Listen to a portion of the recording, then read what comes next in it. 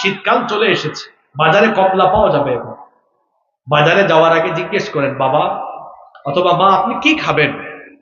বাবা মা হলেন এমন, সন্তানের টাকা খরচ হোক এটা তারা চান না।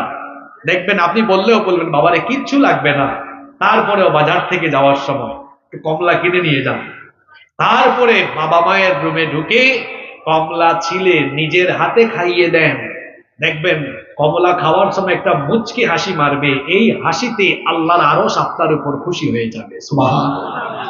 যাদের মা বাবা বয়স্ক, বাতের ব্যথা, কোমরে ব্যথা, মেরুদণ্ডে ব্যথা, মাথায় ব্যথা, বুড়া হলে তো কত সমস্যা, ঘুমাইতে পারে না। কয়দিন বাবার রুমে গিয়ে মায়ের রুমে গিয়ে বলেছেন আব্বু আম্মু আপনার মাথাটা আমি একটু মাসাজ করে দেই, আপনার পিঠটা আমি টিপে দিই, পাটা টিপে দিই, আপনি ঘুমান।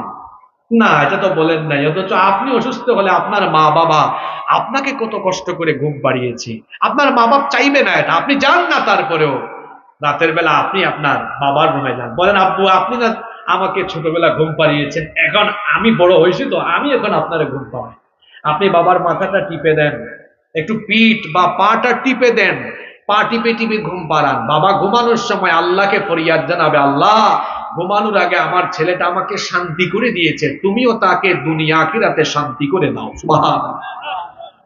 পৃথিবীতে যারা সফল হয়েছেন তাদের ইন্টারভিউ নেবেন, জিজ্ঞেস করবেন কি করে আপনারা এই সফলতার জায়গায় এসেছেন। প্রত্যেকটা ব্যক্তি বলবে আমি আমার মা বাপকে খুশি করে তারপর এই জায়গায় এসেছি।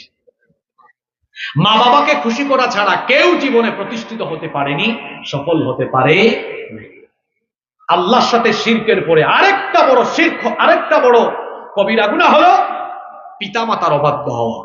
যাদের পিতামাতা আছে আমি তাদেরকে অনুরোধ করে যাচ্ছি, ভাইয়েরা মা বাবার সাথে বেয়াদবি করবেন না, নইলে সকল আমলগুলোকে বরবাদ করে যিনি দিবেন, জোরে বলেন তো তিনি কে?